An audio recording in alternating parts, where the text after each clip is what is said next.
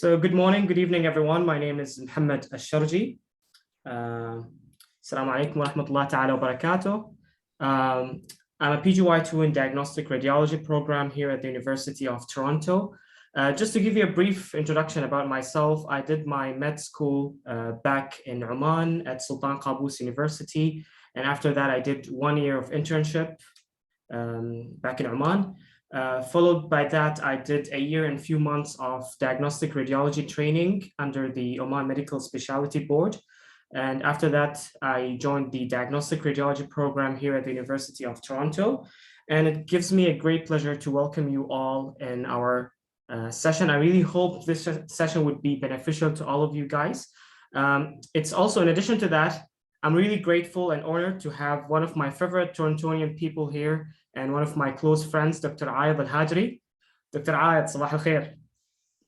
صباح النور والسرور دكتور محمد. بداية I'd like to thank from the bottom of my heart, I'd like to thank Dr. Mohamed Sharji, صديق عزيز, and he invited me for this talk. My name is Ayedh Alhajri, and I'm in Kuwait. I did my medical school in the Royal College of Surgeons in Ireland, in Dublin, and I graduated in 2018. I went back to Kuwait to do the internship year for 1 year. And then I joined the residency program here in Toronto. I am a PGY2 pediatrics resident. And here, Mohamed and I will share with you kind of tips and advices for residency application and specifically for interviews. And we hope that you will gain so much from this talk. All right. Thank you so much, Ayedh. So to start, before starting, I would like to inform you that as we go through the slides, if you have any sort of questions, please feel free to put them in the chat. Ayedh and I will be monitoring the chat from time to time and answering as much questions as possible as we go through. You could also put your questions in the chat by the end of this session. We'll be having a brief amount of time where we'll be having questions and answers. We prefer you put your questions in the chat rather than speaking or activating your microphone, so it wouldn't cause any sort of disruption and keep this meeting going on as smooth as possible. The other thing I would like to notify you and bring your attention to is that we're currently recording this meeting. So if you are like displaying your name and you don't want to be shown like for future reference, because there's a possibility that this lecture might get uploaded in one of the social media platforms or YouTube. So if you're not comfortable with that, feel free to just blank your name or like change it into whatsoever. All right, so without further ado, let's get started. So to start with the outline of today's session, the first thing I would like to talk about is the rationale behind the interview. Why do we normally do these medical residence interview? Why is it not sufficient enough to just apply with your CV and your application, with your GPA and whatever? And then Ayedh is going to speak about the different interview themes and what is special between each one of them. And then we're going to go through some of the commonly asked questions in any medical residence interview. And then I'm going to speak briefly about, Ayedh is going to speak briefly about before the interview preparation, before and what to expect during and after. And then I'm going to talk about the do's and don'ts. What are the things that you want to make sure that you perform very well and the things that you would like to avoid and to have to be cautious about. And then Ayedh again is going to speak about approaching some of the difficult questions and how to tackle them. And then both of us are going to just expose you to some of our personal experience, whether it's in Oman or Canada for myself, or whether it's only purely in Canada as in Ayedh's situation. And finally, we're going to wrap up the session with some questions and answers and references. So to start with, so medical residence interview has been there for so long and it's been well structured, like the way how they conduct it in each country is different. And what are the expectations in each program are also different. So in some programs, they would be looking for a person who is quite knowledgeable, who is really strong academically. In some other programs, they would be looking for a person who is much more interesting in terms of personality type. But what really what's really common in all of these interviews is that I want to choose someone who I could survive with for the next 3 or maybe 5 years of residency. I'm not going to choose someone who's going to come in and screw up the whole residency program and start doing things the way they like, and maybe screw up patients' life, because it's not something easy. You're putting someone into your program and you're expecting them to take responsibilities. So this is the main purpose why they do these all over the world, and the way how they conduct it is somehow different. Having said that, a lot of us get into med school, we try our best to strive hard in order to get the best grades, best GPAs. We do conduct a good number of research to be included in our CV. In addition to that, we also try to get and obtain the best recommendation letters, the best letter of references from some of the top-notch professors. All of that just to make sure that our application is as good as it is, so we would get accepted. But then when it comes to the interview, we tend to neglect that part somehow. And this is where we see, and I've seen this personally, like I've seen people who are on the top of their class, and we were like thinking that, oh, this person is going to be selected in this program. He's certainly good. He's amazing. But when they go into the interview, they start screwing up. They don't know what to say. They give the wrong answers, or they don't impress very well. And when I say giving the wrong answers, I don't mean wrong answers in terms of medical knowledge, but like it shows somehow some deficiency in their personality. So this is why we decided to conduct this presentation, because we really thought that there is a lot of deficiency and lack of knowledge of how to be well prepared for the residency interview. And like I always say, it's a war. You need to be well prepared for it. Otherwise, someone's going to take that position. And me, as an interviewer, what comes at the back of my mind is, why should I choose this applicant, and why I shouldn't be choosing the other applicants who are waiting outside?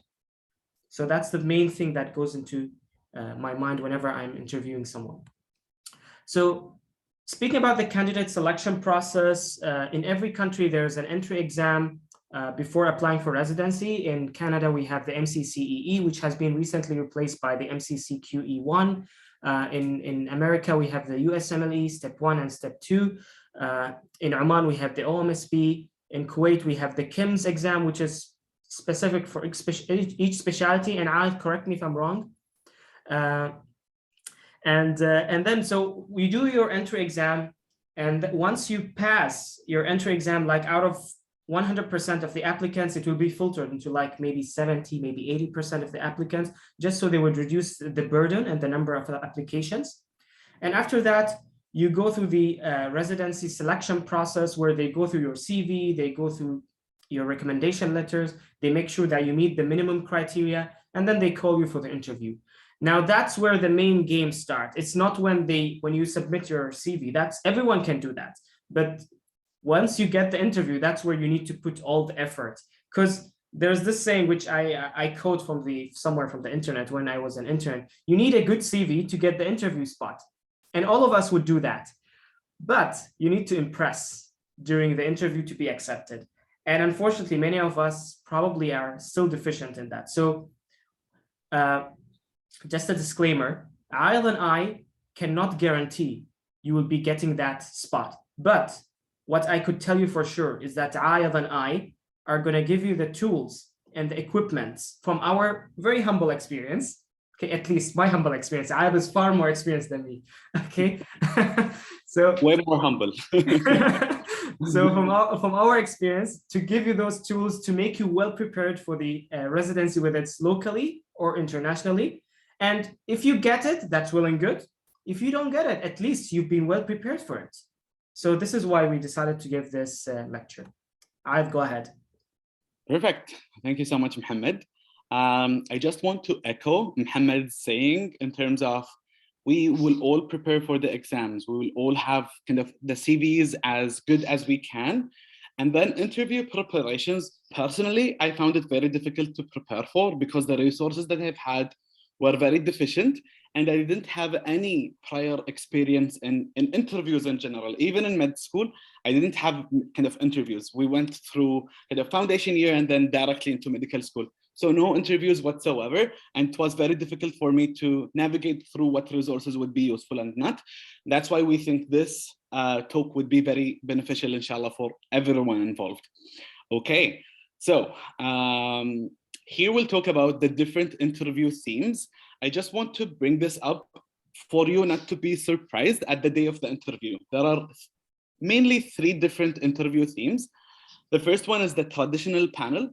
Essentially, this is where when you go into a room and you'll see a table full of professors or staffs or consultants, usually 5 to 7 of them. This is done kind of less and less here in Canada, but is still present in Kuwait and the Arabian Gulf area. It might feel a little bit intimidating going into a room by yourself and kind of facing 7 different people. So I just want to mention this for you to be prepared kind of mentally and physically for this experience. And the best thing to do is, if you know what university you're applying into and they offered you an interview session, ask the previous candidates, what is it like? What's their interview theme is, so that you'll be prepared more and more. So that's the first one, traditional panel. The second one is the modified personal interview sessions. It's usually a similar idea, but in a smaller proportion. Usually you'll go into a room and there is kind of 1 person or 2, and then it would be shorter in time. So it's like 10 minutes or so. And then you'll have multiple of them. The traditional panel, usually it's one only, and then that's it. The modified personal interview, you'd have multiple of them. And then the last one is the multiple mini interviews.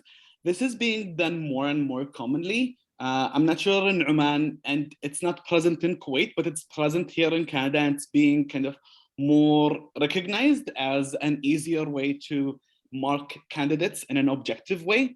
Essentially, it felt like I did have 1 MMI in my McMaster interview, and it was essentially, you know, the OSCE stations for communication, for example. It felt like that. You would go into a room, and then you would have a scenario, kind of a paper, stick to that door, and then you'll read it, you'll have a minute, and then you'll go in, you'll have 5 minutes, and then 1 minute reminder that there's kind of only 1 minute remaining. And it's very quick, and you'll have multiple of them, kind of 5 to 7. And you'd have a person or 2 in each station. And it is intimidating in its own way, not similar to the traditional panel, but it's very different. So those are the 3 main themes in interviews. And some interviews would have an actual OSCE sessions, cardiovascular examination, history taking, ECG interpretation, or depending on your own specialty. So you might be you might consider preparing for medical knowledge for that interview. The best thing to do, again, is to ask the candidates who went to this interview in the same university and the same residency program the years ahead of you, so that you have the gist of what is it going to be like. Okay, and then this is the CanMEDS framework. It's a very important framework, and the reason that I'm mentioning this now, it has been established here in Canada in 1996 by the Royal College of Physicians and Surgeons in Canada. And in 2005, it was revised. And currently, it is one of the ways that the Royal College accredits residency programs here in Canada, and one of the ways in assessing residents during their residency and transition into being a staff. More recently, it's being used for residency application, acceptance, and even in medical school application and acceptance. It's being used vastly kind of here in Canada, but it's been recognized in 5 different continents. And recently it's been used in Kuwait as well, in the pediatrics residency, as far as I know. So it's very important for you to have that mindset, that you would be able to embody different CanMED roles during your CV, personal statement, and interview.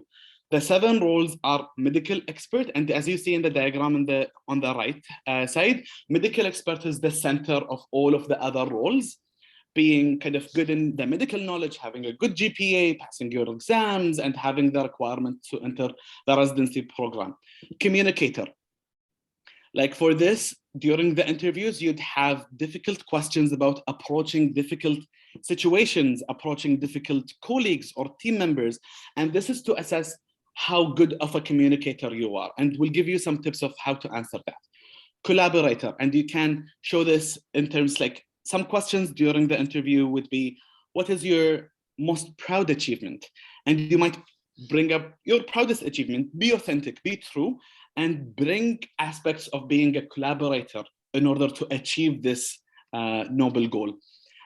Being a leader, and this is during the interviews when they ask kind of, if you are our chief resident and you have this budget, what would you do to organize something for your co-residents? This is kind of as a leader and as a manager. And then health advocate, scholar, and professional.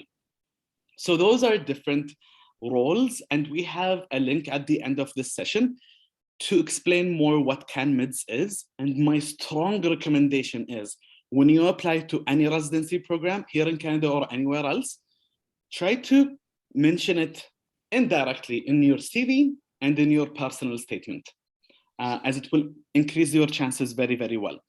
The other thing is about kind of one of the other questions that might be very common to be asked is, tell us about your strengths. And then you would be mentioning some of those and giving examples of them.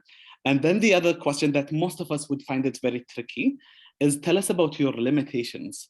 Think about this question very carefully, as it's an important question that will show that you have insight of what you're lacking. And whenever you're mentioning limitations, please, please, please mention what are you doing actively to overcome those limitations. So some of the questions would mention, so some of the questions would have kind of the obvious question of, tell us your limitations, but what they actually want to know, what are your limitations and how are you reflecting back on those limitations? What is your reflective skills and what are you doing to overcome those? Although it's not stated clearly in the question, but you mention it up in your answer. I hope this helps. And I believe next would be Mohamed. Yeah. All right, thank you so much, Ayedh. So I'm going to give you some of the examples or the clinical cases that I have been asked in my Oman Medical Specialty Board interview. Now, this was like our local residence interview theme, but I assume because of our different exposure to the Canadian experience and also the local, there would definitely be some variabilities. Canadians tend to think more about looking to your personality, whereas in Oman, as I mentioned previously, they would try to make sure that you're a safe physician. So I'm a radiology resident. However, having said that, being in radiology requires you to have a very solid clinical knowledge, because basically you're dealing with almost everything, like from head to toe, adults, pediatric age. So these are some of the questions that I have been asked, just to give you a flavor of what's going on. You have a patient with a history of abdominal pain and distension and vomiting, and essentially they want you to approach the case as a clinician rather than a radiologist. So how will you approach the patient, history, examination, what sort of differential diagnosis would you have? And then finally, what is your plan of management, if so and so. In my situation, they showed me an X-ray of the abdomen, which showed features of small bowel obstruction. And then they asked me, what would the possible complications be? So I told them that one of the complications is pneumoperitoneum or perforated viscus. And they told me, how would you look for pneumoperitoneum? So this is just a very small example of what to expect. Another example is a patient with a history of unilateral body weakness. How will you approach the case? Give us your differential diagnosis. And what is your initial radiological investigation of choice? In any patient with suspected stroke, you would always start with a plain head CT to see if there's any evidence of bleed. If there is no evidence of bleed, then that's at least you have part of the question. If there is a question of stroke, then there's another algorithm to go ahead. Okay, if there is a bleed, then what to do next? Like in my situation, there was a suspicion of an arteriovenous malformation. So the question was, how would you confirm that and how would you treat it? A 23-year-old female presents to the emergency department with right lower quadrant pain. how will you approach the patient, give us the differential diagnosis, and state your lab investigations. Now, always remember, in any patient, young female patient, ectopic pregnancy needs to be ruled out. If the beta-HCG is positive, then that increases your likelihood of ectopic pregnancy in an early pregnancy bleed and abdominal pain. Now, here's the tricky part. So they told me that you wanted to do an ultrasound on the female, and you were about to start, and then suddenly the females or the patients start to develop a low level of consciousness or an altered level of consciousness. What will we do next? So if a regular person is thinking like purely radiological, in a radiological manner, they would go ahead and say, oh, I'll just continue with the ultrasound, okay, and see what's going on. But always remember that you need to be a safe clinician before being any other type of, like any other type of physicians in other subspecialties, whether you're a dermatologist, whether you're a histopathologist, whether you're a radiologist or a gynecologist. So the first thing is always stabilize the patient, make sure that the patient is safe, and make sure that you practice your ABC, so airway, breathing, circulation. Once the patient is stabilized, then think about the diagnosis, because basically there is no point of you knowing the diagnosis and the patient is dead. Okay, so the physician who was in the interview panel was trying to trick me, and she was saying, no, but you're already there and you're about to place the ultrasound probe on the patient. Don't you want to continue with that? And I told her, no, I just want to stabilize the patient. And then she went ahead and told me that, okay, but you don't have a nurse.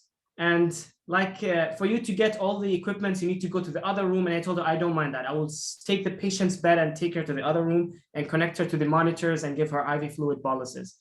And then she started thinking, okay, I cannot trick him anymore. So, so she smiled and she felt that, okay, I got the point. So just remember, although I doubt that they would be tricking you, I mean, it doesn't sound good, but sometimes you might face this type of questions just to make sure that you're a safe physician.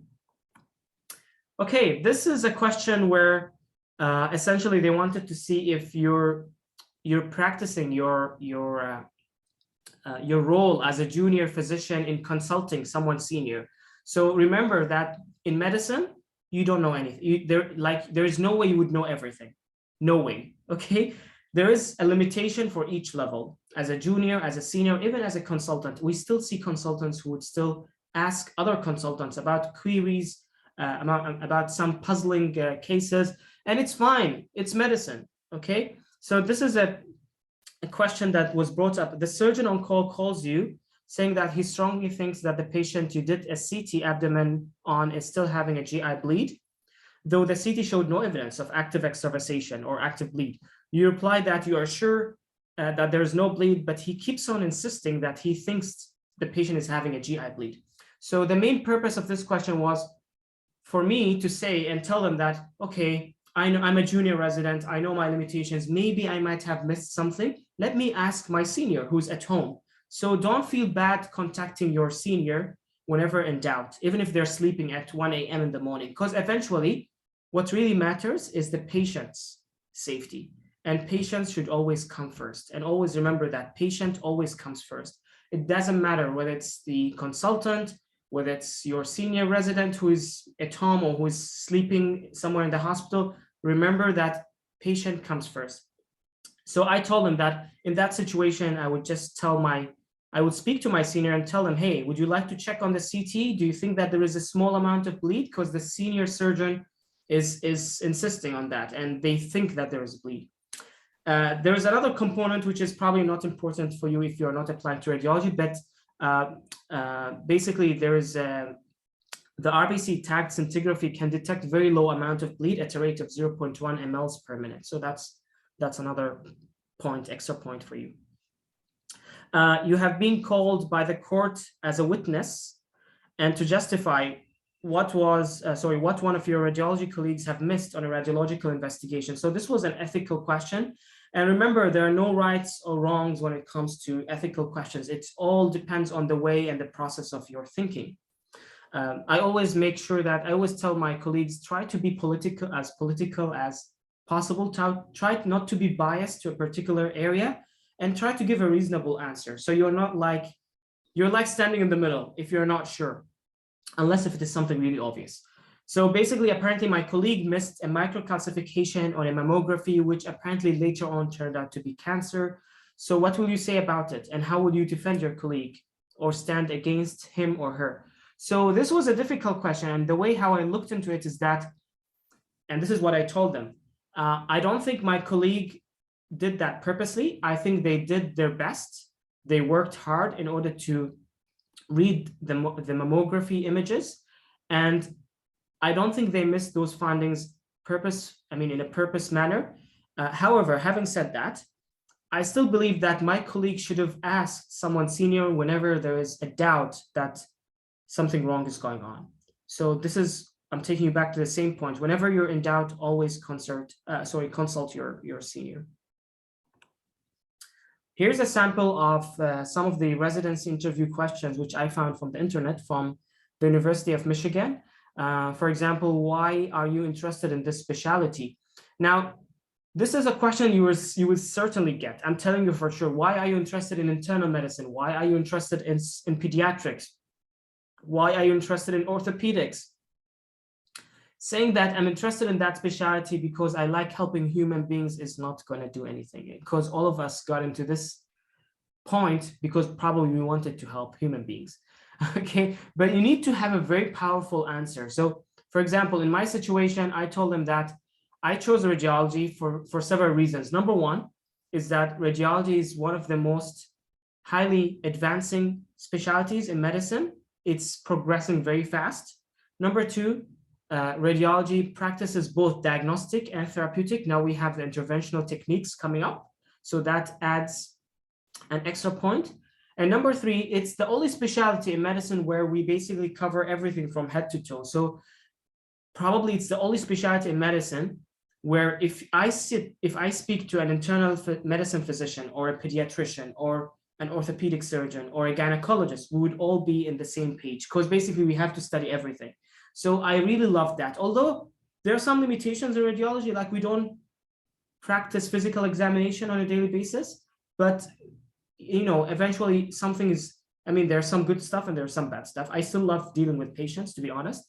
But these were my points. So you need to have very solid points. When you are asked, why did you choose pediatrics? Don't tell them that because because I love kids. We all do love kids. We all adore kids. Okay. I think I enjoys it's his most passionate thing in life.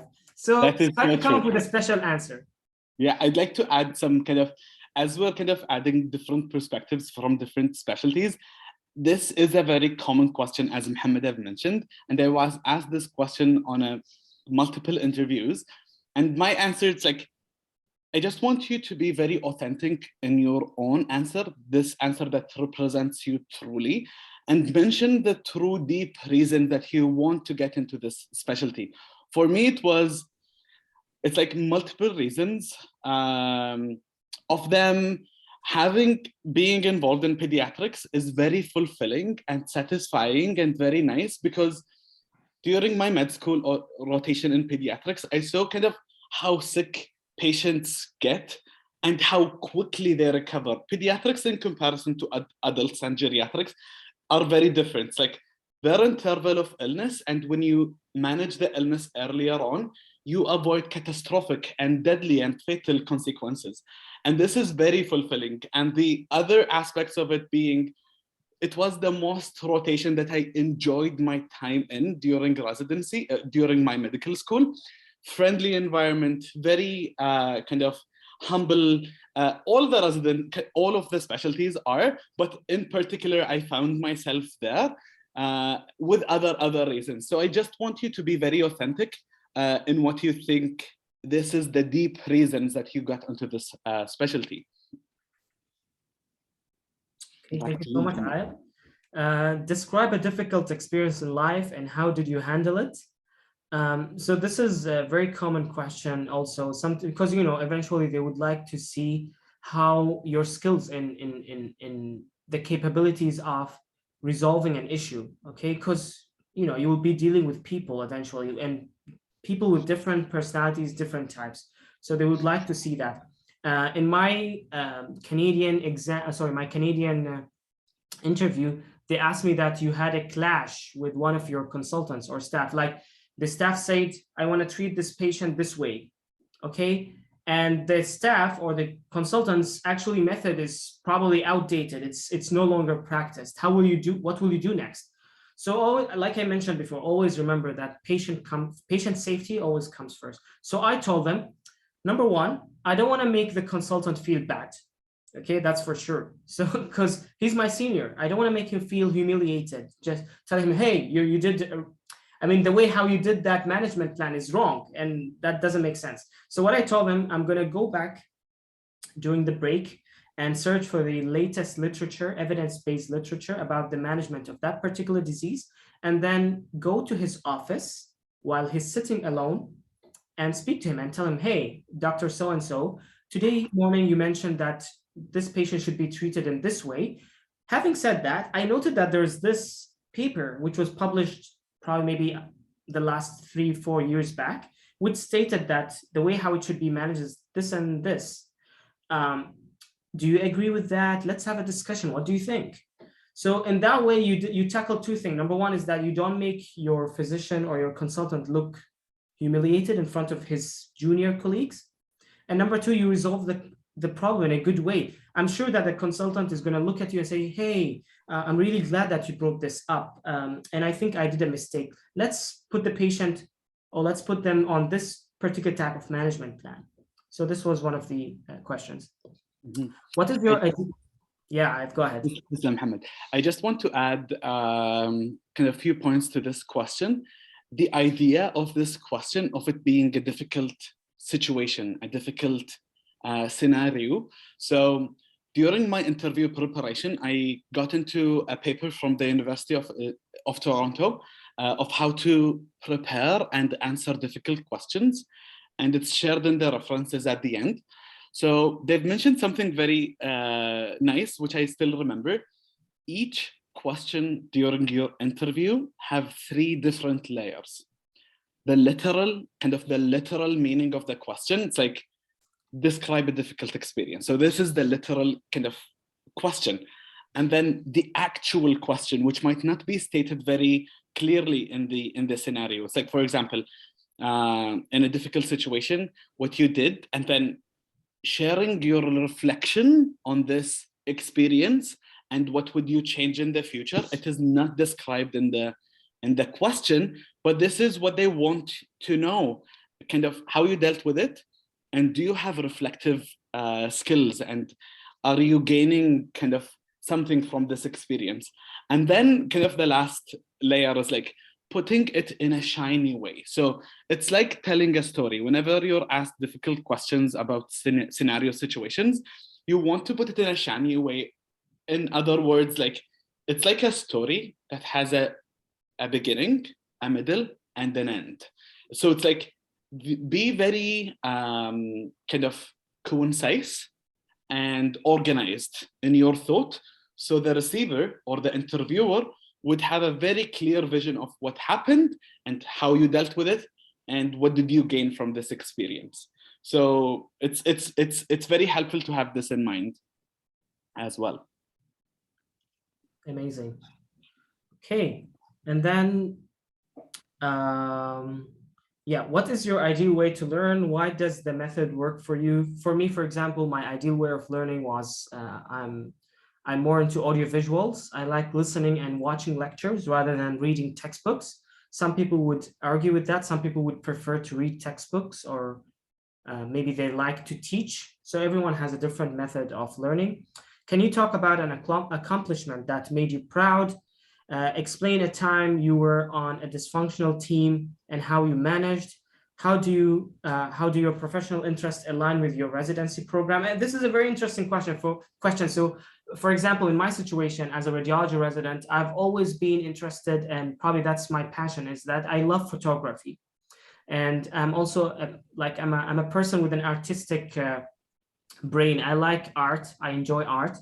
I enjoy music. So radiology is somehow very similar to art and photography. Like you look into images, you interpret, you need to look into these meticulous small details. And probably that somehow made me really enjoy this specialty. So some people like Ayedh would tell you that I feel like, in his example, I feel that there is this large amount of satisfaction when I see a very sick child coming in and like getting admitted into the ICU, and then within the next 1 or 2 weeks he gets discharged completely fine. That's the way how it aligns with his interest or his passion with kids and children.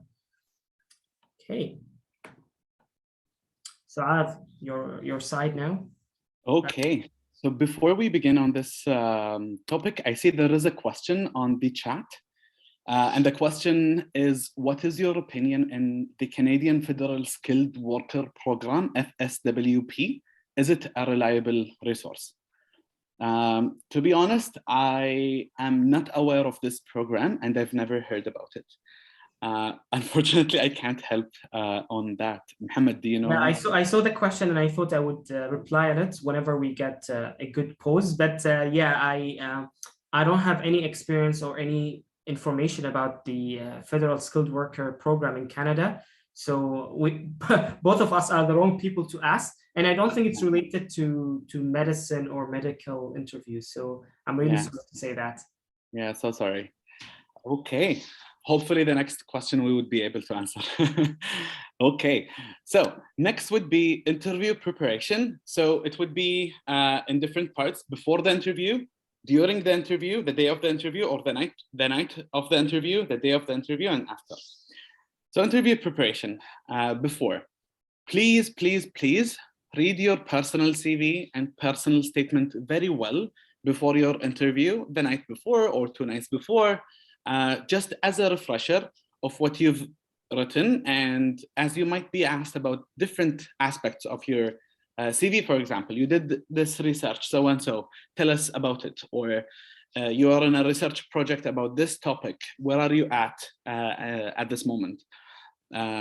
Or hobbies, it's like you'll mention in your personal CV different hobbies. Tell us about, like, for example, what is Arabic calligraphy? I've had Arabic calligraphy as part of my hobbies and I was asked about it, and it's like I demonstrated this is what it is. So do read about it. And then read about the residency program that offered you the interview. It's important that you read about residency aspects. It's like how many residents, what are the main hospitals, how many kind of visa Gulf residents. We the Arabian Gulf residents here, they have their own application pathway. It's called Visa Gulf Residency Pathway. So how many there are, and read about the university that you're going into and about the city that you're going into. It's like Toronto or different cities. This is applicable even in our own countries, in Oman, Kuwait, Saudi, any other country. Prepare some questions that you want to ask during the interview. This is a very important part. And I think this is one of the most important aspects of the interview. When they ask you, do you have any questions for us?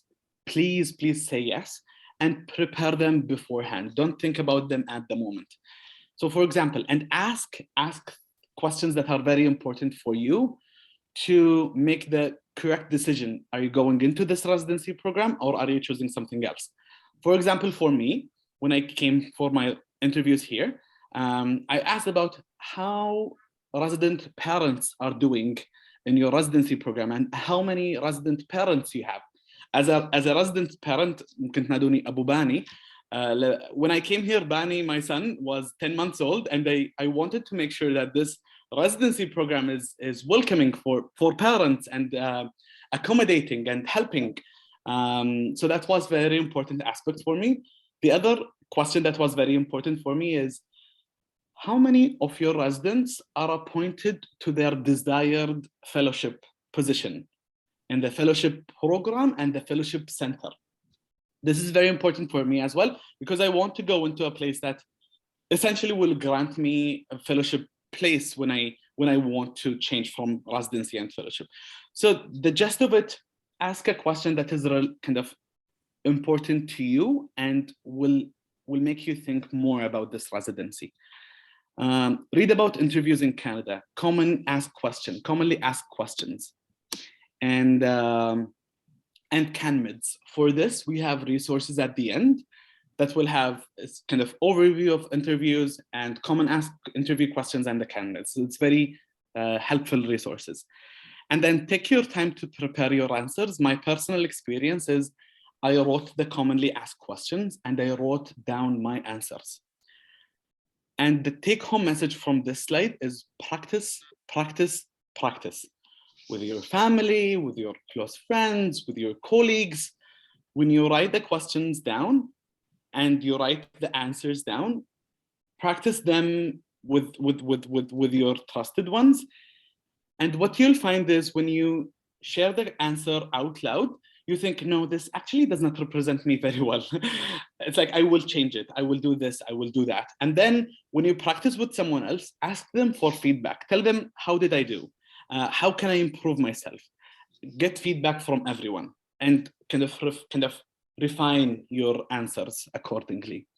Ask your friends, colleagues who had interviews in the past, medical interviews, in any residency program and in any place in the world.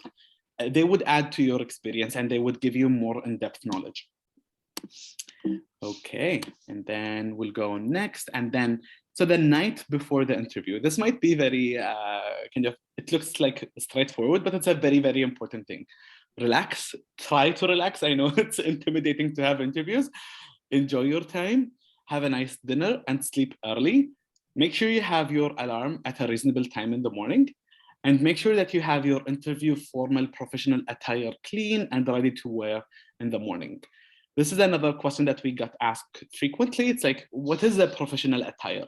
It depends on the place of the interview. For example, here in Canada, for men, it's a suit and a tie. And for women, it's like a formal professional dress.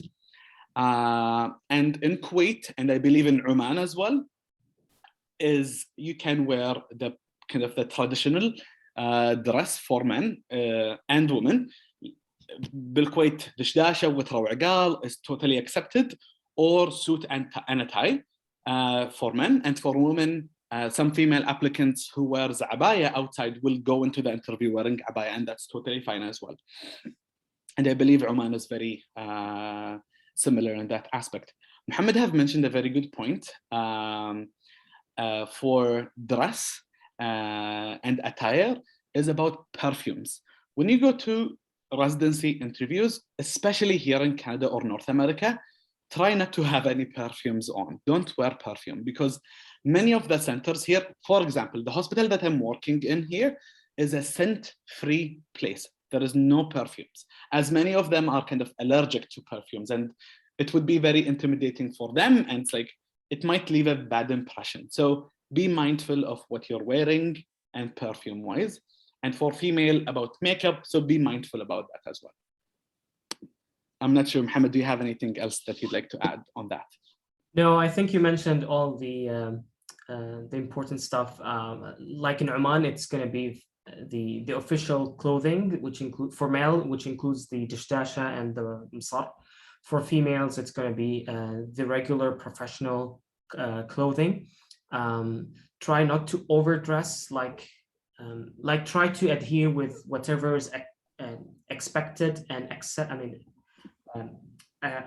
as in that particular tradition or culture. In Canada, as you mentioned, that it's going to be the official suit and tie and the professional clothing of female. And I'm really glad you brought up the point of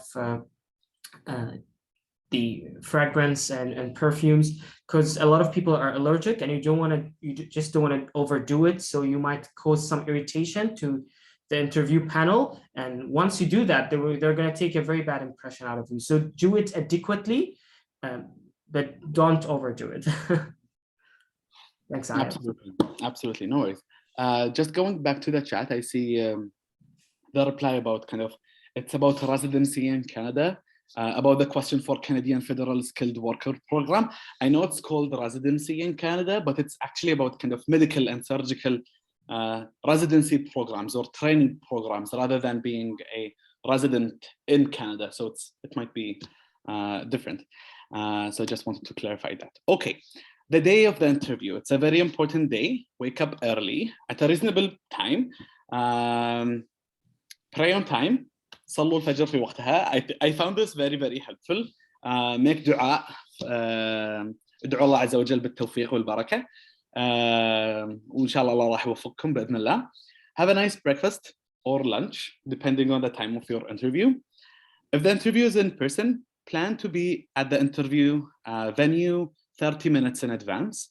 As you know, traffic jam might happen anytime, and the last thing that you want to do on the interview day is to arrive late. Not only it will leave a bad impression, it will make you extremely nervous. So please avoid that. Arrive early, stay calm, and you'll do fine. For virtual interviews, because we are at the time of COVID, many interviews are happening virtually. Join the link 5 minutes in advance. I think that's reasonable, unless you are instructed otherwise. If they kind of told you very bluntly, join at this exact time, then join at that exact time. Don't arrive late. During the interview, be yourself. For 20 plus years, you've mastered being yourself. So continue being yourself and you'll do great. Don't pretend to be someone else. Don't answer things that does not represent you. You want to be as authentic as you are, and you want them to accept you as you are as a resident. You don't want them to accept someone else. So be yourself. You'll be great.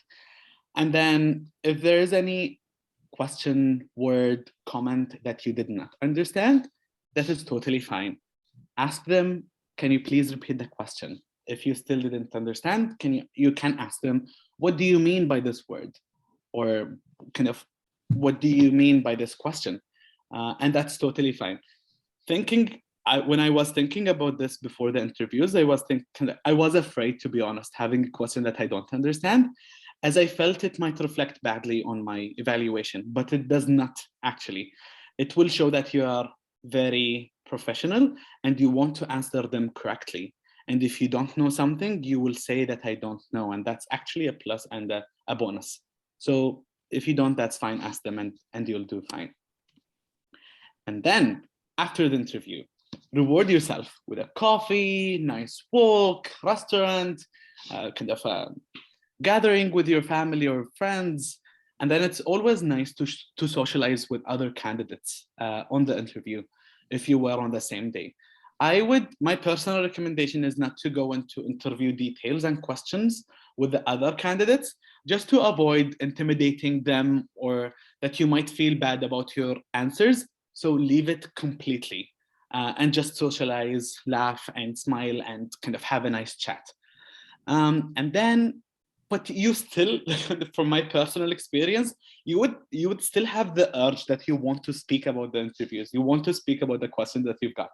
So feel free to speak with your family, friends, as I found it extremely helpful. And relax and enjoy and don't overthink it. You'll be thinking about it a lot and that's fine, but try to distract yourself as it's done and you'll be waiting for the offers. Okay, and then back to you, Mohamed. Okay. Ayedh, could you remind me again, what was the word that you heard during the interview and you didn't know what did it mean? Yes. So during my McMaster interview, it was a mini modified interviews, MMI.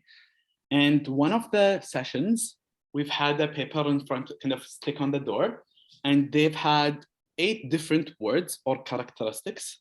And they've mentioned, choose 3 of them that you will not work with, you'd rather not work with a physician who have them.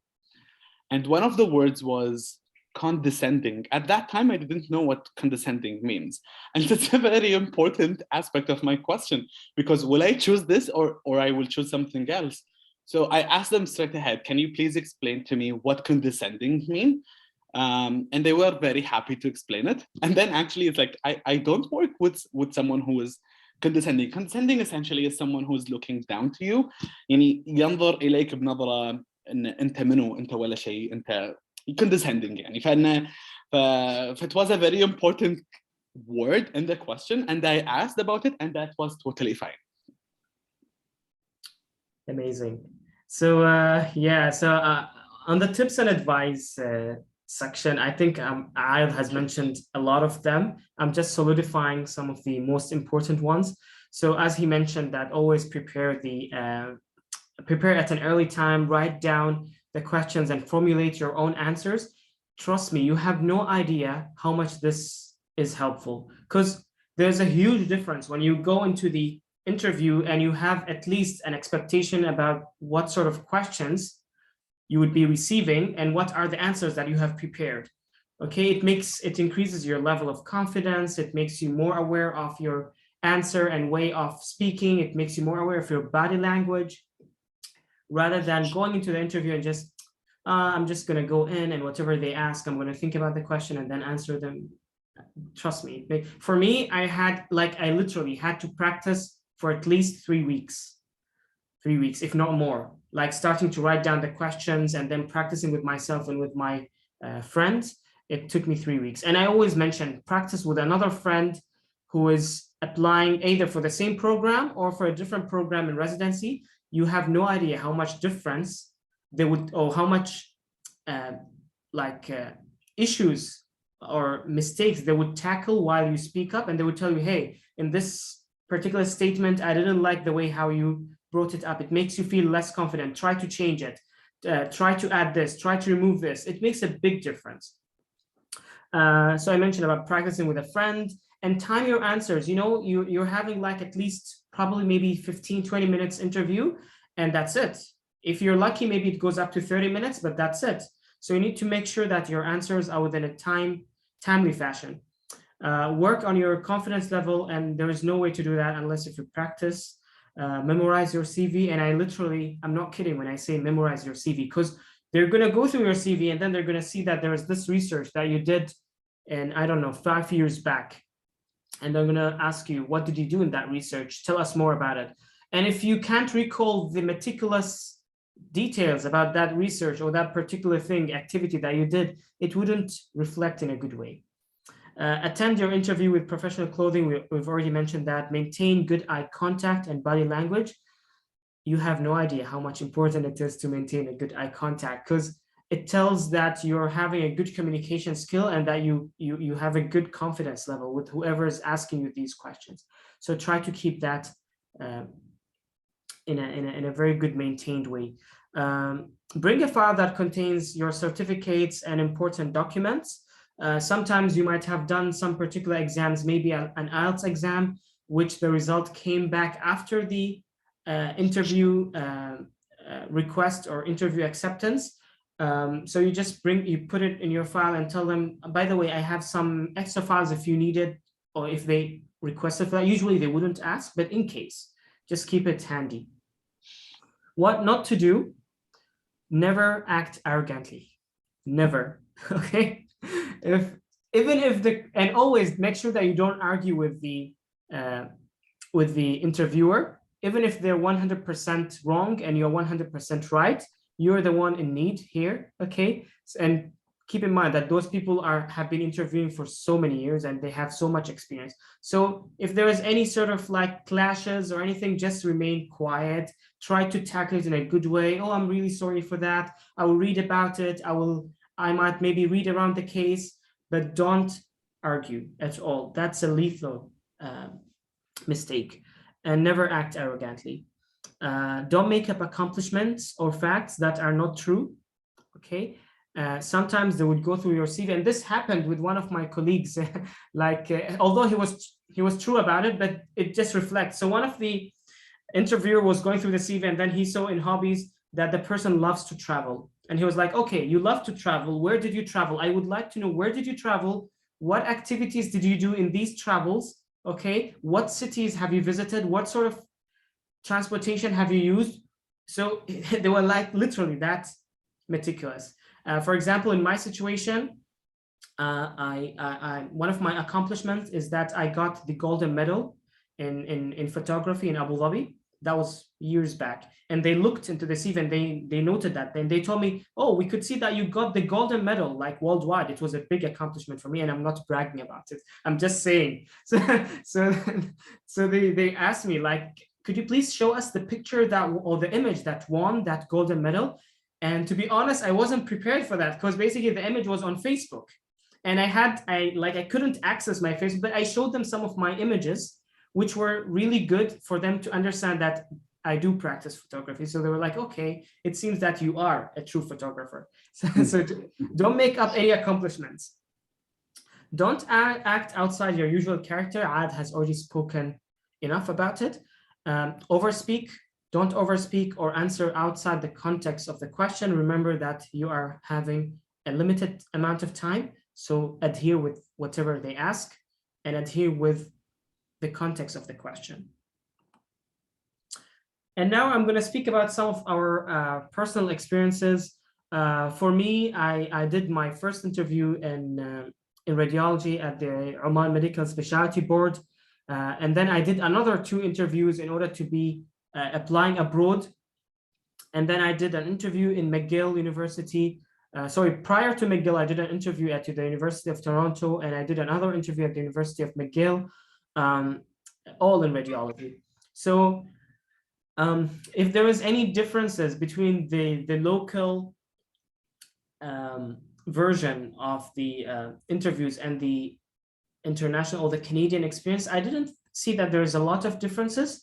They both look into your personality. However, in Oman Medical Specialty Board, I noted that they had more knowledge-based questions. So they wanted to make sure that you have good amount of knowledge, you're a safe physician. In addition to that, like they wanted to look into your characteristics. What sort of hobbies do you have?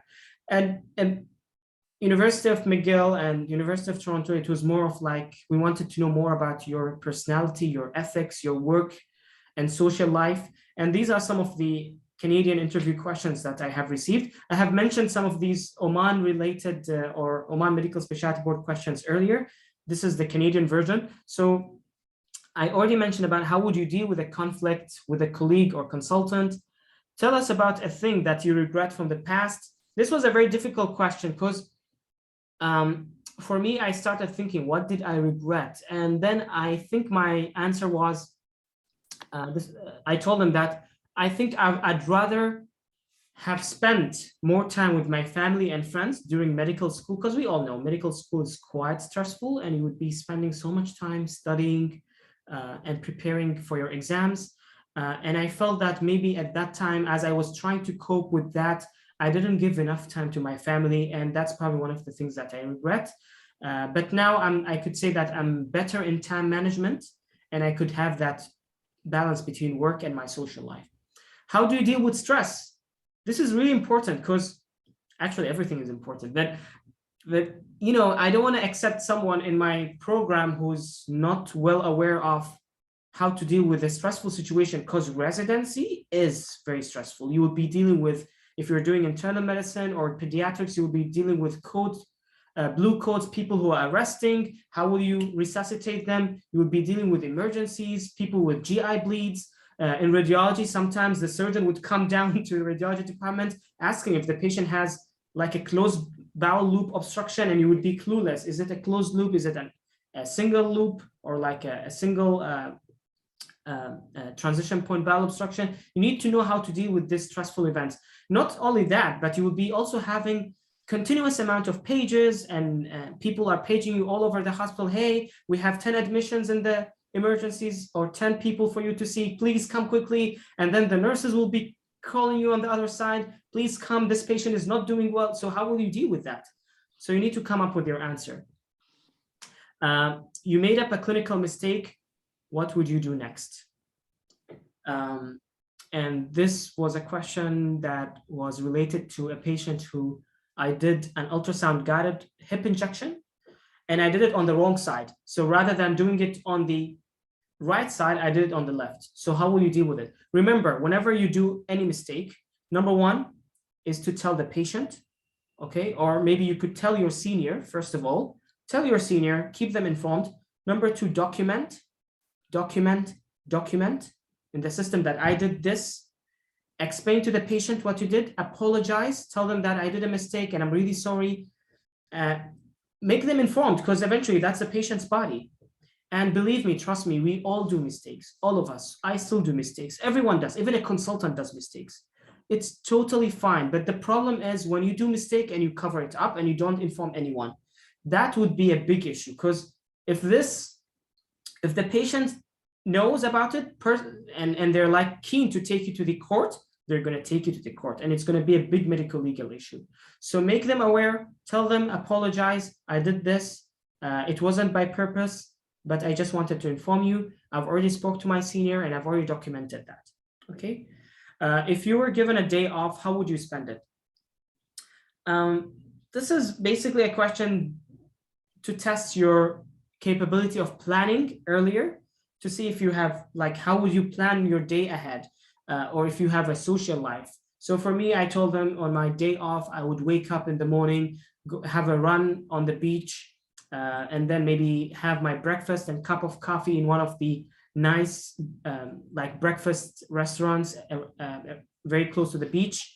And then maybe I would go out with some of my friends, and then maybe by the end of the day, I would go back and do some studying and catch up with some work. Tell us about a movie that you have recently watched. And I'm not kidding, this was a question, a real question in the residence panel. And we had like a 2 minutes real discussion. And I remember the movie that I mentioned was It, basically the Pennywise clown who eats and attacks people. And then by the end, they told me, how would you rate the movie? And I told them I would rate it 6 or maybe 7 out of 10. And they were like, oh my God, man, you're so harsh. You should have rated it. It was a very nice movie. You should have rated it as 9 at least. Okay, let's talk about your hobby. Don't feel bad about your hobbies, even if it's watching movies or Netflixing, or it's playing video games. I remember Dr. Samir Al-Adawi, and maybe a lot of you know Dr. Samir in Sultan Qaboos University, who is a clinical psychologist. He mentioned to us once that when he was in Harvard, there was this applicant who actually had this very quite unique hobby of cutting those small trees in Japanese. I don't know what do they call it. I literally forgot the name, but basically to have this to trim those small trees in a nice way. The Japanese practice it. So that's a hobby. Some people practice video games. Where do you see yourself in 10 years from now? You should have a plan for your next 1 year, for the next 5 years, for the next 10 years.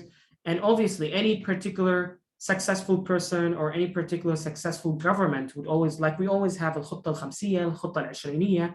This is a must. Teach us about something in 3 minutes. I told them about a clinical approach to stroke, and I managed to do it in time. What do you know about the university or the program? It doesn't make sense if you apply to a particular university and you don't know nothing about it. For me, I had to read about the history of the University of Toronto, and I knew that, for example, insulin was discovered at the University of Toronto. In Montreal, in McGill, they asked me, why did you choose Montreal, or why did you choose McGill? And I told them, Montreal is considered one of the most beautiful cities in Canada at the French province. It has some of the most beautiful European architecture in North America. It has live jazz music from time to time. They have the jazz festival. And also they're very known to have French cuisine, which is, I'm a person who is interested in food. So I'm a foodie person. So make sure that you read about the university, the city that you're going, the program, the curriculum of the program. It's really important. It reflects that you're interested. Just to cover up with whatever I mentioned, at the University of Toronto, we had 2 panels. We had the residence panel, and then the program director and the consultants panel. At the University of McGill, we had only a single panel where there was the program director, and there was another consultant physician and the chief resident who was from Saudi Arabia. And then at the end of the interview, there was a quiz where basically they would show you some radiological images of like aortic dissection, pneumonia, pneumothorax. The main purpose of the quiz was not to check how much knowledgeable you are, but just to know if you're interested in this specialty, and at least you could tell something from looking at these X-rays or CT scans. Ayedh, the microphone is yours. Okay. يعطيك العافية, Mohamed. Thank you so much for your valuable information. Okay, so I share my personal experience in interviews here in Canada. Just of note, it was all in pediatrics, and I've had 6 different interviews, essentially from coast to coast. I'd go through them very quickly with you, with an example from each. My first interview was in UBC, University of British Columbia in Vancouver. And essentially it was 2 stations only. One station of the modified personal interview, where I've had an interview with the program director and the associate program director. And the questions were totally predictable, to be honest, including tell us about yourself, why did you choose this specialty, and so on and so forth. All of the questions were very predictable and from the commonly asked questions. And then the second station was actually an OSCE station with a 10-year-old patient and to do a full cardiovascular examination with, and then at the end sharing the summary and findings. So that was UBC. Next station or next university was University of Calgary. It was 3 stations, one with the program director. Questions were nice. Not all of them were predictable. It's like, kind of tell me, what have you heard about Calgary? It's a nice question because that's why we've mentioned earlier on, read about the cities, read about the university and the program before going into. And I remember I was mentioning that Calgary has a very harsh and long winters, and the program director laughed because it's actually true.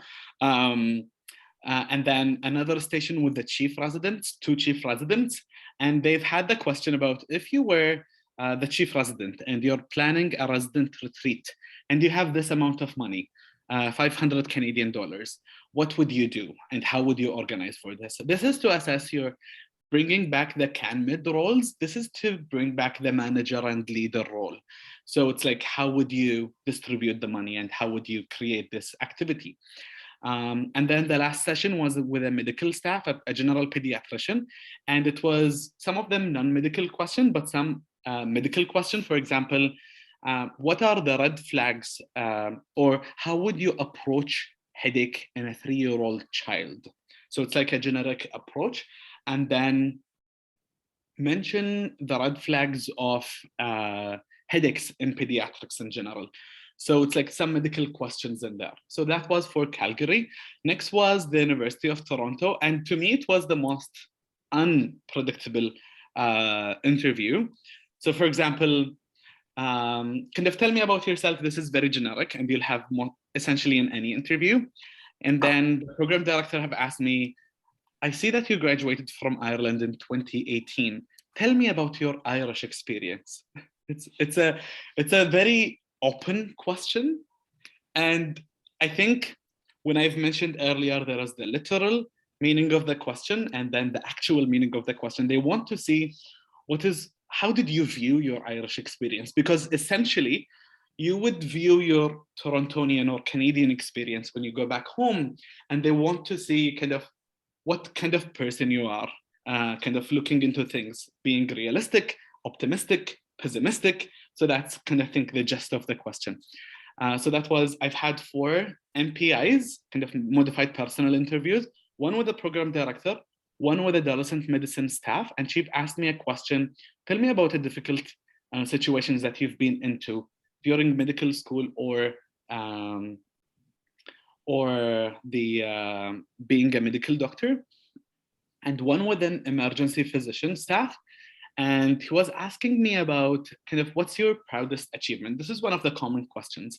And the point that I want to bring this up is mention your proudest achievement. And it's not essentially or not required to be a medical one. For example, my proudest achievement was, and I don't want to brag about it, just want to be very humble with you guys. It was something related to medicine, but it's a social idea. We've had I'm not sure if anyone here from Ireland or studying in Ireland, my friends and I established a team. It's called the KMSTI, Kuwait Medical Students Team in Ireland, that thereafter have become the kind of the Association of Medical Science Students in Ireland for Kuwaiti students. And it was a very kind of generic team, voluntary team, to do voluntary work, social events, academic events, and then mentorship programs and different things. So it's not purely medicine, but it's extracurricular, and that was my proudest achievement, which I'm still very proud about. And so that was for University of Toronto. One session with residents, and they'll ask different questions. And then the McMaster I've mentioned earlier, it's the mini modified interviews, MMIs. It looked like OSCE stations. And then at the end, Dalhousie. And it was MPIs. So as you can see, no traditional panel in my experience in Canada. I want to mention, I've had 2 interviews with Kuwait University for being kind of Mu'id Ba'tha. It's not kind of for residency. And the focus was about research, and it was traditional panel. You'll go there and you'll see 5, 6 consultants. And I've had 2 interviews with Kuwait University. And the focus was more about research and my personal CV and statement. They wanted to know me more personally, but percentage-wise, I felt Canadian interviews would look into your personality more than Kuwaiti interviews. So which is, I think, in line with what happens kind of Oman versus Canada as well. And that's my experience. Thank you very much, Ayedh. No worries. I think there's just a question that popped up in the chat. If the interview is in a restaurant, what are your tips for USA? So very interesting. You know, I'm laughing because basically when I came to the University of Toronto after the interview, that was part of the interview. So we were done with the interviewing panels, and then once we finished, they told us, okay, let's go and have lunch outside in one of the restaurants. And that was in October, or probably late September 2019. It was prior to the declaration of COVID as a pandemic. So we went out in one of the restaurants, and a lot of the residents from different years joined us to this lunch, which we had together. They started asking us so many questions. Where are you from? Where's Oman? How is your culture? How is the residency program back in Oman? And we also had our own questions. And I think probably the main purpose behind that is because they were still evaluating us. They were still seeing how we behave when we go outside on a social gathering. Okay, so I think that probably was somehow like some sort of like an assessment outside the box. So maybe that could happen to you guys. I'm not sure. They don't do it in Oman, but maybe if they did it, just try your best to make sure that you look in your best form and just be yourself. Unfortunately, I don't have any experience with USA. I don't know about Ayedh. Me neither. No. All right. So you could go ahead with this point. Perfect. Quickly, go ahead. No, I was just saying that we're about to finish. Yeah. Perfect. We're about to finish. There are very quick points. Approaching difficult question. Stay calm throughout the interview. And then you might have competency-based questions. For example, tell me about a time when you encountered a difficult situation at work. And there is a mnemonic that I found very, very helpful. It's called STARS. So STAR. So you will describe the situation, what happened, and then you'll describe the tactics that you used to navigate throughout the situation, and then actions that you've made, and then the outcome or the result of your actions, and then reflect back on this experience.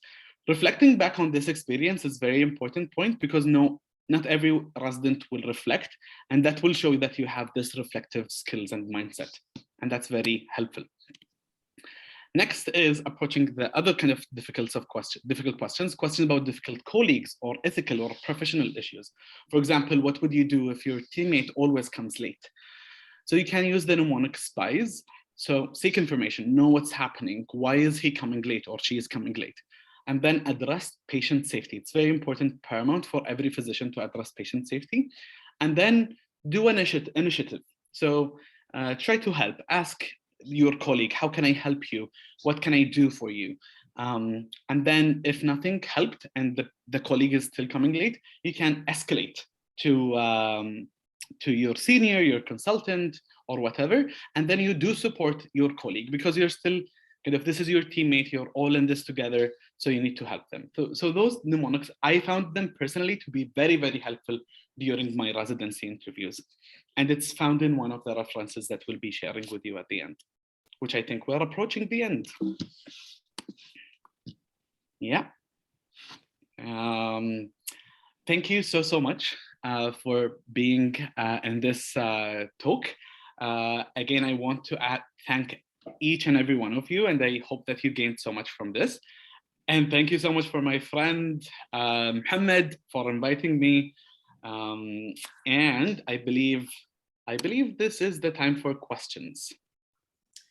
Yeah, thank you so much, everyone. It's been a pleasure and an honor to be presenting for you guys along with my favorite friend and colleague, Ayedh.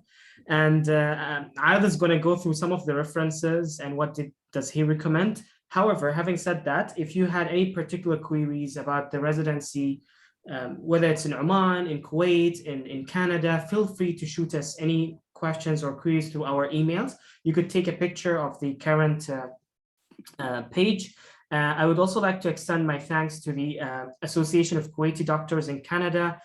You could feel free to follow them on Twitter and Instagram, who also supported us in this presentation and this lecture. And without further saying, I don't think I have anything else to add. Ayedh, you could go ahead with the references. Perfect. Okay, so I shared the references in the chat. You can copy and paste into your notes or whatsoever. And I've shared the presentation itself with you so that you have the presentation and the links and everything. So the first one is about a video for Canadian residency interview preparation. I hope that you find it helpful. You'll find this on YouTube. And then residency interview tips prepared by the Office of Health Professions Students Affairs. Extremely helpful document. I strongly recommend going through this during your preparation. And then the CanMEDS framework. This actually, I think is very helpful in preparing for your application and interview, but even for your application, CV, personal statement, and then interviewing for residency general tips and common interview questions for preparation. Those are actually the questions that I prepare the answers, and I wrote down the answers during my preparation. I only attached the questions there without the answers because I believe the answers should reflect who you are and should be very authentic. As Mohamed have mentioned, those are our emails, and you can feel free to shoot us any email in the time being. We're just going to go through some of the questions from the messages. Perfect. I'm just going through them right now. And guys, feel free to leave the meeting if you're busy with anything. We're just going through the questions and answers. Apart from that, we're done. So there's a question that says, I have a question regards grades. Is there a lot of importance on your grade in med school compared to the MCCQE? So very interesting question. And then she said, because the next group of applicants will have graduated during the pandemic. In the pandemic, and the clinical exposure is suboptimal to most, and most had difficulty with performing in their exam. I agree. So do they care more about grades in medical school as compared to the more standardized board exam? It's a very tricky question, to be honest with you, because it's very variable. Some universities, like, to be honest with you, like in a lot of programs, usually they don't really take your med school grades into a very high consideration. I'm not saying that it's not important. It's really important to maintain a good GPA, a good grade, but it doesn't necessarily mean that that would be an obstacle for you to be accepted. And we've seen so many people with like just average or pass grades, and they're in some of the like best competitive specialties like gen surg, internal medicine, radiology, whatever. So it's very variable, and it's a very tricky question, and it depends from year to year, like how many applicants are applying in that particular specialty. But what I would suggest, or what I would say, is that try your best to maintain the best possible grade as possible, whether it's your local med school and your Canadian board exam or your American board exam. Apparently in Canada, if sometimes they don't really look at your MCCQE1 grade as much as they look at your CV and your letter of recommendation. It's very variable, and it depends on where are you applying. If it's like, let's be honest, some of the universities in Canada are more competitive than others, and getting an admission in one university would certainly differ than other universities. In addition to specialties, like internal medicine is considered to be lower competitive compared to specialties like plastic surgery, vascular surgery, neurosurgery. These are considered to be very competitive. In McGill, for example, it's okay for them to take 2 or 3 applicants per year. Totally fine in neurosurgery, okay? And in many of these years, sometimes they would take one of the visa trainees or the Khaliji graduates. And this is a fact that I heard from one of my neurosurgery colleagues back in McGill, and don't take my words, I heard it from him. So you could, so in summary, try your best to maintain the best grade as possible, but it does not necessarily mean that you would not be accepted in your program of choice. It's very variable. Absolutely. I totally echo Mohamed, and I totally agree with him.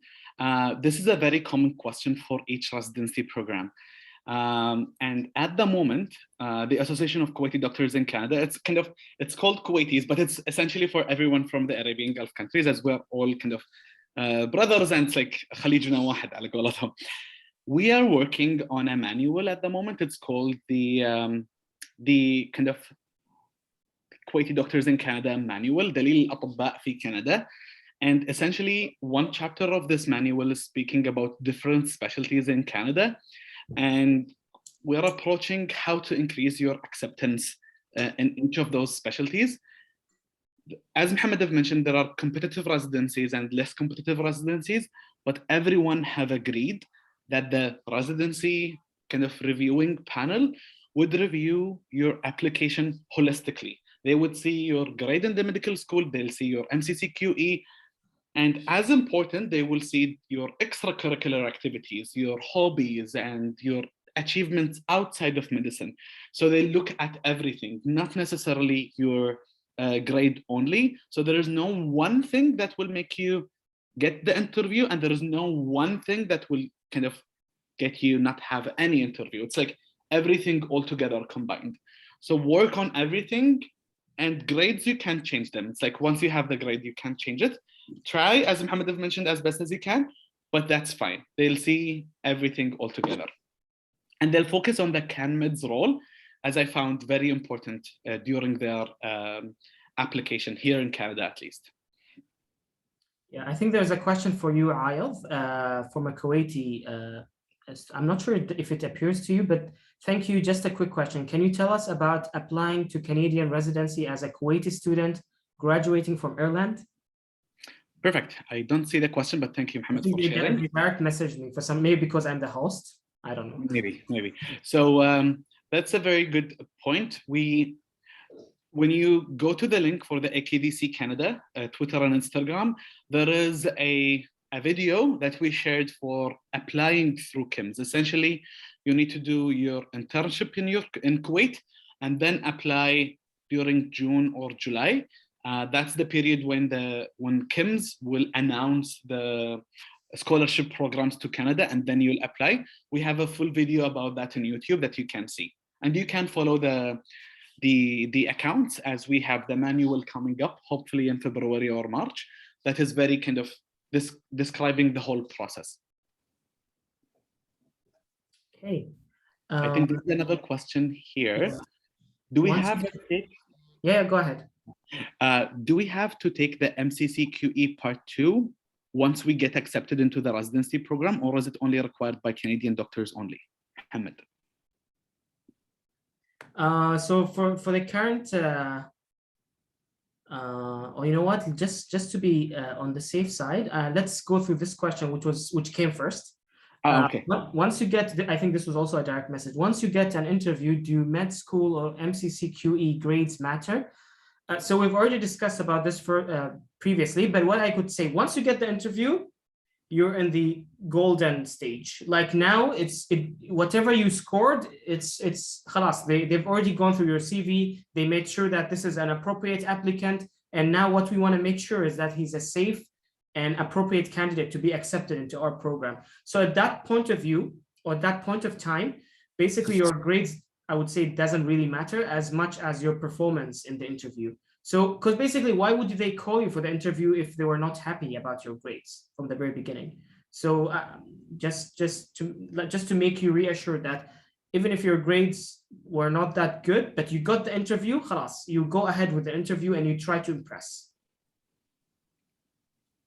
And then there was a question that says, I have a suggestion. Can you prepare a webinar in how to write our CVs?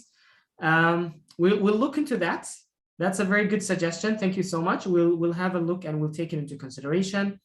And then, yeah, back to the question that I had brought up is, do we have to take the MCCQE part 2 once we get accepted into residency program, or is it only required by Canadian doctors only? I don't think it's required by the visa trainee. It's only required by the Canadian. So basically, if you do the MCCQE part 2, it basically tells you that you're eligible to practice medicine in Canada because you've completed all the board exams. And I think for the time being, you have only MCCQE part 1 and MCCQE part 2. If you do the part 1, that means that you are preparing yourself for the residency, and that's the only thing that's required. So you don't need to do that part 2. But if you do part 2 as part of like an extra bonus, it could solidify and maybe give you an extra bonus in your CV. Plus, it basically makes you eligible to practice medicine as a GP or a family physician. Not as a family, but as a GP in Canada. Do you have anything to add about that? For the MCCQE part 2, it's the most recent update that I know of. It's been suspended during the pandemic. Okay. And they are only taking MCCQE part 1, even for complete certification. Oh, wow. For licensing. But this might change in the future, but this is for the time being during the pandemic. That is applicable for us, Mohamed, as well. Yeah. Okay. I think we're done with all the questions. Perfect. I think there is another question that I can see. هل في شهادة مشاركة في نهاية اللقاء? That's a very good question. I think we've had this question twice now. And ما عندنا لا. احنا لا بس ما ادري يمكن حق المستقبل ما ادري. نفكر فيها. اعتقد as a suggestion we might think about it.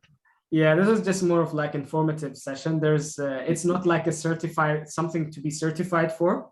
So yes. Yeah, sorry for that. Yeah, sorry for that. And there is another suggestion. I think this session should be shared on YouTube for others as a beginning, and that's absolutely what we're thinking at the moment. Thanks for the suggestion. All right. So any other questions? Maybe let's give them a minute and see if there are any other more questions. Yeah. We'll see in the chat or unmute yourself. It's totally up to you.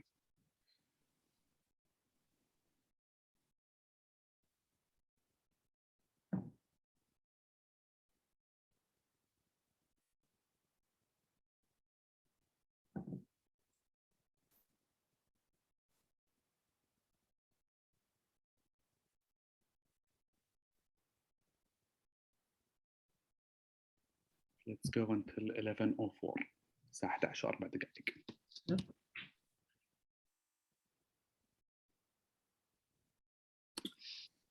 All right. Until then, we wish you all the best in your applications. For those who get accepted, well and good. Congratulations in advance. For those who will not get accepted, don't feel bad about it. There is always a second chance. And it doesn't mean that you're a bad physician or a bad person. It doesn't mean at all. It just means that probably maybe someone impressed in a much more or better way, or maybe there were many applicants and they, because the seats are limited and eventually they will have to choose few people. So don't feel bad about it. Work hard on your CV and reapply on the next year.